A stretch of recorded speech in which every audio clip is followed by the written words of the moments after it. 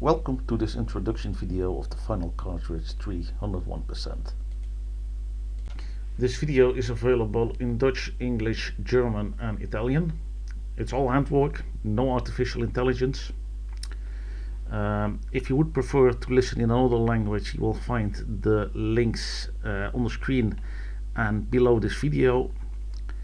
And if you prefer to watch using subtitles, the Dutch language version of the video has most subtitles.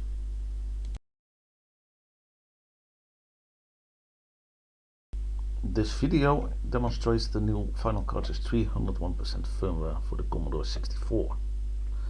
But first, let's explain what the Final Cartridge III 101% is.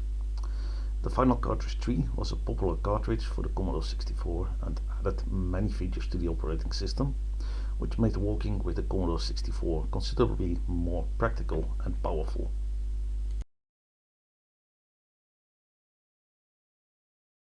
The Final Cartridge III was a hardware expansion, and the main task of the hardware was to supply the computer with firmware in a way that it did not occupy any memory inside the computer. Firmware was running outside the computer, and the hardware was also responsible for the freeze process.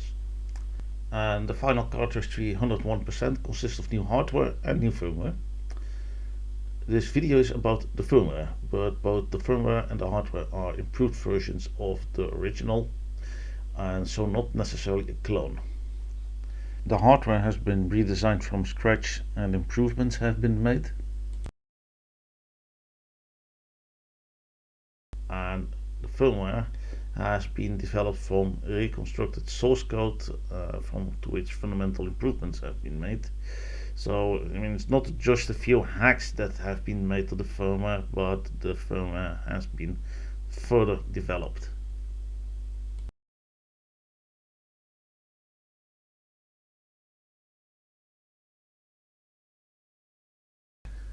I am developing the Final Cartridge III 101% mainly for idealistic reasons. If you purchase the Final Cartridge III 101% hardware, you will pay a small fee for the hardware, but otherwise this project is freely available. And you can use the firmware without the hardware, or use it with the 1541 Ultimate, with your own clone of the Final Cartridge III, whatever.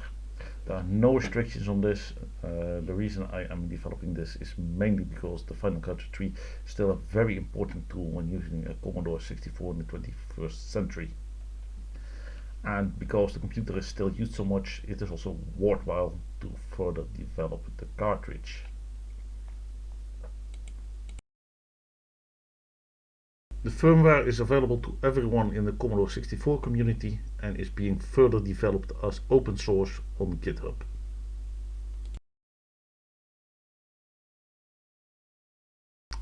Let's start with the demonstration. When you switch on the computer with the Final Cartridge III 101% plugged in, the only thing you may notice is that the computer starts in BASIC. While the Final Cartridge desktop and a certain vision, and for that reason I find it very understandable that the Final Cartridge started in the desktop. But in practice it was always the case that whoever used the Final Cartridge had to press run stop while turning on the computer, and that's not convenient. And that's why the decision was made to start up in BASIC. For the rest, you might think that not much has changed. Function keys work as you're used to. You can request a directory, and you can load a program via the fast loader with a 5.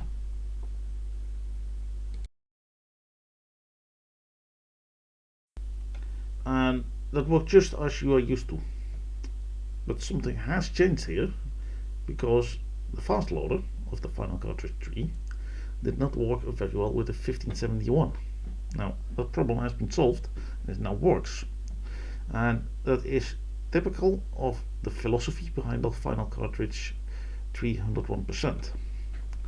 We are keeping the Final Cartridge III largely as it is and improve it in subtle ways. That also means, for example, that the BASIC development environment is still here. You can still scroll in BASIC and you can start a BASIC program. And here too there is a small improvement, because originally BASIC became a lot slower when the final cartridge was plugged in. And although there is still some effect, so it is still slightly slower, the difference has been reduced to such an extent that there is no longer a significant difference in computing power. This means that BASIC programs can be used just as well as they can be used without the final cartridge.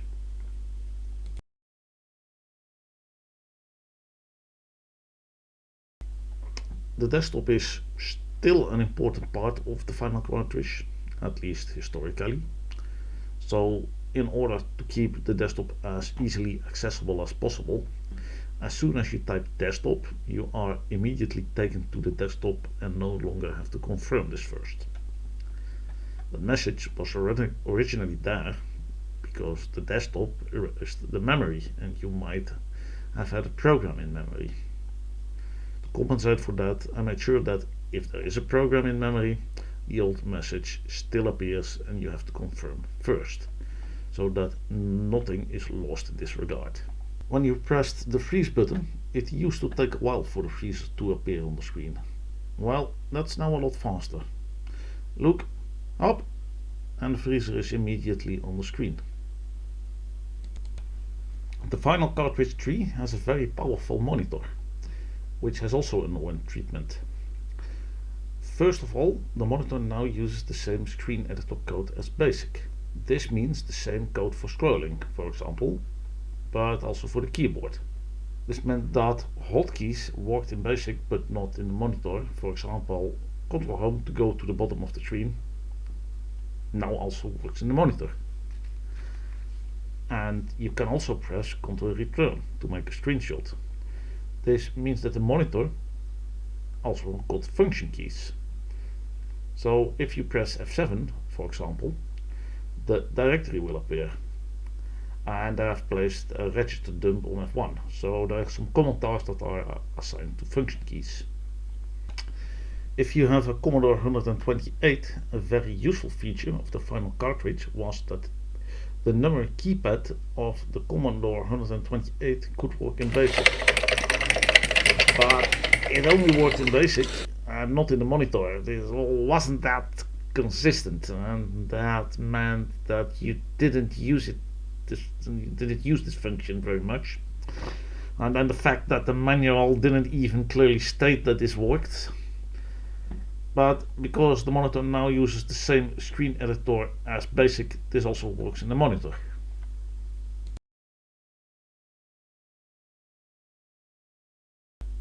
Another improvement to the monitor is the support for undocumented opcodes. So it is now possible to, for example, do something like this.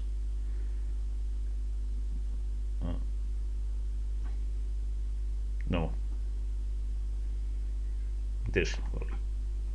Another improvement is better error handling. In the past it was, for example, possible to do something like this, and the monitor did turn it into a certain number. If the cursor appears on the next line, that's the way of the monitor to indicate that it doesn't accepting, so the old instruction is still here in memory. If the monitor does accept something, it will show the assembled code. In any case, the error handling is improved, so you can't just get away anymore by entering a lot of crap. If you have ever asked yourself why it is impossible to use decimal numbers in a C64 monitor, we do have computers to convert numbers, well, that just works now. Another aspect of the improved monitor is that it is now possible, if you have a Commodore 128, to view the VDC memory. The Final Cartridge III monitor had the concept of banks. We are now in bank 7. With OV you enter the VDC bank. This is indicated here with VD. and in this bank the VDC memory can be viewed. Well, the character set in the VDC memory is located at hex address 2000. How it does work. Look at that. The Commodore 128 character set in the VDC memory can be viewed just like that. Well, if you want to go back to main memory of the computer, then that's with O. And then we're back in the computer's memory. We're back at now we can't find any characters here anymore, or some other characters from a desktop remnant, but no more VDC memory. Also, if you have a REU in the computer, it is also possible to view the REU memory.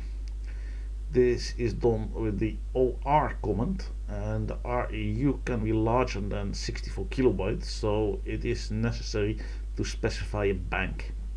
For example, with 00 you view the first 64 kilobytes of the REU, and then the data is read from the REU. A fundamental difference between how the Commodore 64 is used today compared to how it was used in the 1980s is that we now have many more serial devices on the Commodore 64. In the 1980s, 1541 floppy drive was already a luxury, but nowadays we often have a classic 1541, and we may have an ST2 IEC or a 1541 Ultimate or a Vice virtual serial device, which means that 2, 3 or 4 serial devices are not uncommon.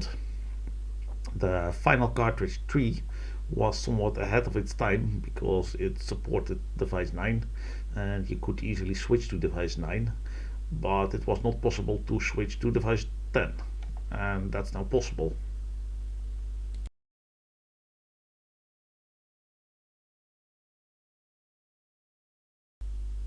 Another thing was that when a backup was made, that backup always had to be made on device 8. Let's make a backup. That in device 8 you often had the original diskette, and it was often very inconvenient that the backup also had to take place on device 8 because there was simply no space on the diskette.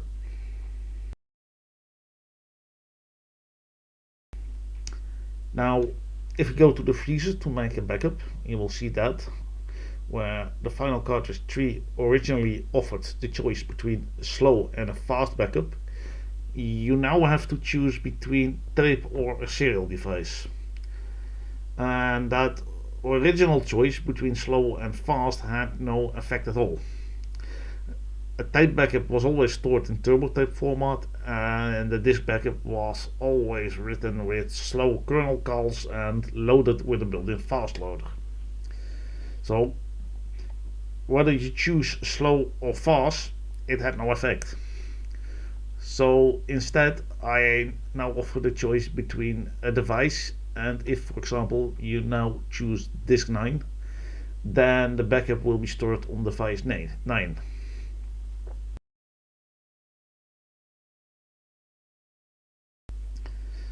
Well, it takes a while for the backup to be made because this is done with slow kernel calls.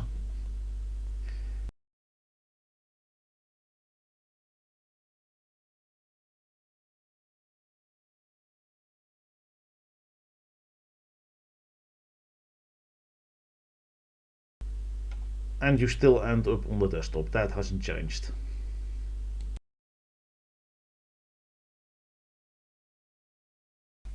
And the backup has been made, but as you can see, let's see, now we're on device 8, so I have to switch to device 9. Here's the backup. Originally, not only could you not make the backup on a device older than 8, but that backup could only be loaded from device 8. That has now been improved, so the backup will now load from any device without any problems. And the familiar fast loader is still included in the backup, so it loads fast. There we are.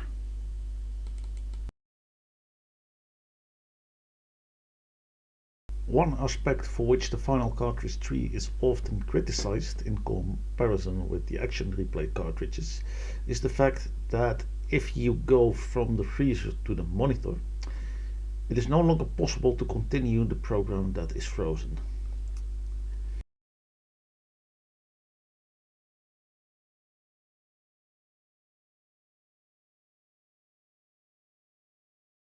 There's a very clear reason for this. The action replay has onboard memory, which makes it much easier for the action replay's freezer to create temporary memory to work with. The Final Cartridge III cannot do this, so when you went to the monitor, there was simply too much memory used by the monitor and the other parts such as the screen to be able to return. This meant that certain things such as pokes were simply not possible with the Final Cartridge. I haven't changed that hardware aspect of the Final Cartridge III, but I have addressed this function because if you have a Commodore 128 or an REU, it is now possible to return from the monitor. In practice, REU means that you need a 1541 Ultimate because your cartridge port is otherwise occupied. With the 1541 Ultimate, it is possible to enable the REU via the menu. If you then go to the monitor, you will see that the monitor opens with a V instead of a C. In this case, because I'm using a Commodore 128 and the VDC memory is used to backup memory. And it is now possible to inspect the memory of the running game.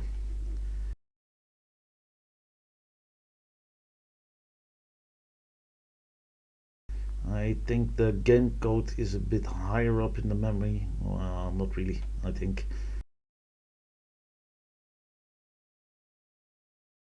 Let's see, no, not really. So be it. But I can now view and manipulate the game's memory. And of course, I can use the sprite monitor to, well, let's see. I could use the game's memory to search for sprite.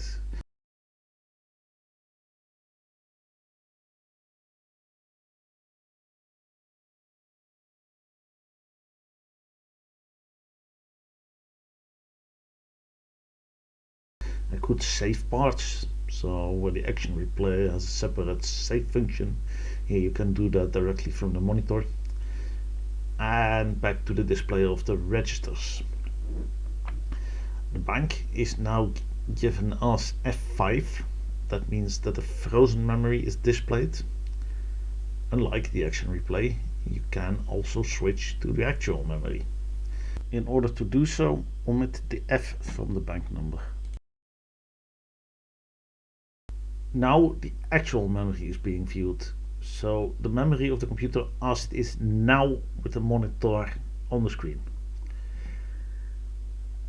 That has an effect especially at the beginning of memory. For example, here you will now see the standard kernel vectors instead of those of the game. And if you want to see the frozen state of the memory, then like this. And now we see the vectors that the game was using again.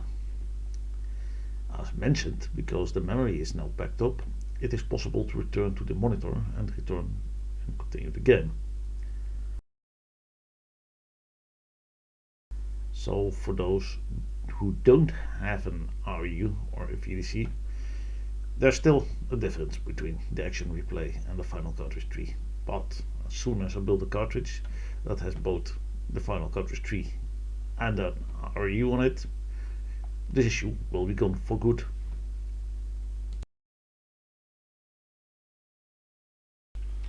Let's talk about using a 1581 floppy drive with the Final Cartridge III. Many people ask me about compatibility with the 1581, and unfortunately the bad news is that the fast loader still does not support the 1581. But there have been changes. Let's start by demonstrating how to use a 1581. I now have a 1581 on device 9.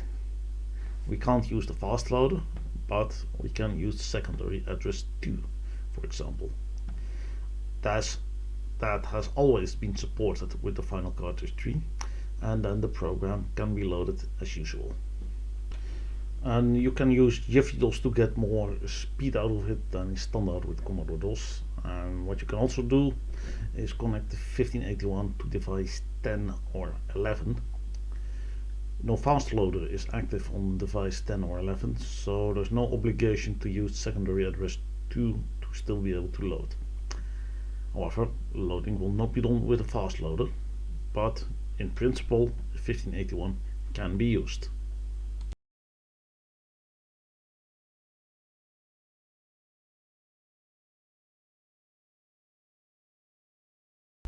Well, there have been changes for the better too.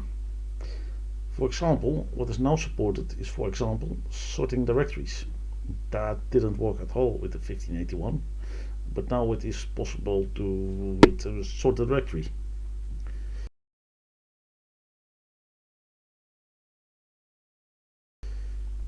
For example, we put this one at the top.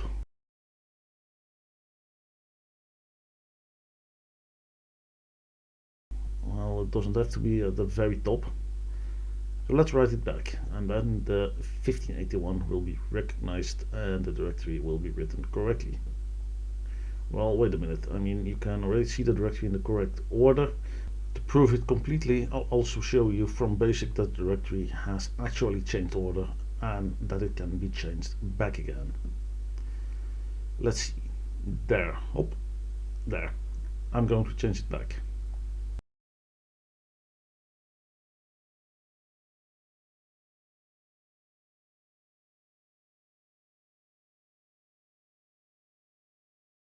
Let's open the directory again.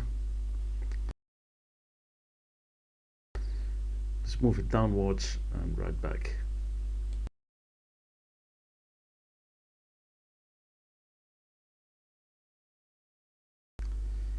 It's been changed back.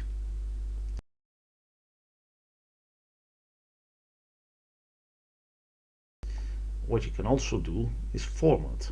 I have now inserted a floppy disk that can be erased. It is already empty, but in principle it's now possible to press format, and that's no faster than standard formatting because the 1581 formats pretty quickly, but this way a floppy disk can also be formatted. That way at least the desktop is fully functional with the 1581. But what about the fast loader? Why doesn't it support the 1581 yet? Well, I would really like it to. The firmware currently has a size of 64 kilobytes, and there is simply no room in it to port the fast loader to the 1581. When the firmware is increased to 256K, which will happen in the next version, there will be room to port the fast loader.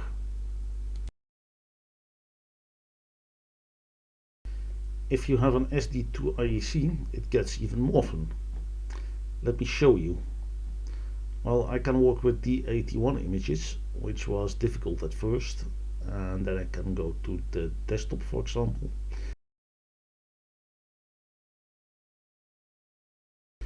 And now I can, well, we can then sort, which is not possible, so let me put this at the bottom and this one below it.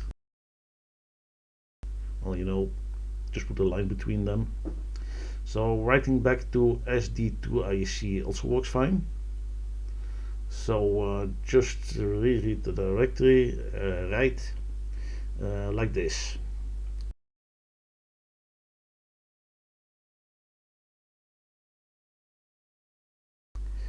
The nice thing about the SD2IEC is that the fast loader just works, and because it's even faster than before, it just fires across the screen. And now we're already waiting for the game to start up because it was already done loading.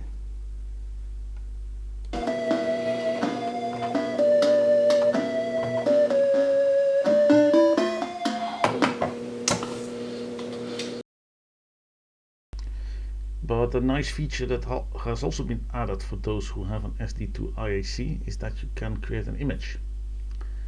The Final Cartridge III has a handy quick format function for people with a 1541 floppy drive, and that function doesn't make a lot of sense on the SD2 IAC, of course, because forming an image takes no time at all.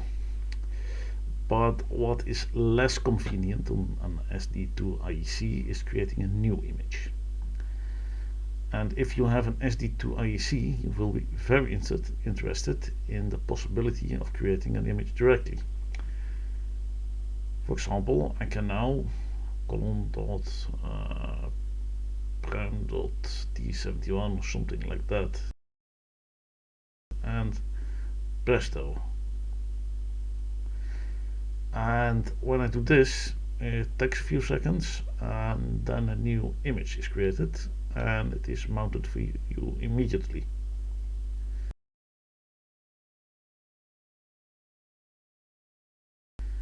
Well, you can also easily unmount it, of course.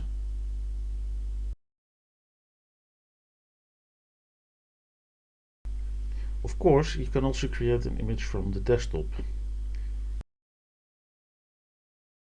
Click on Fast Format, enter the disk name,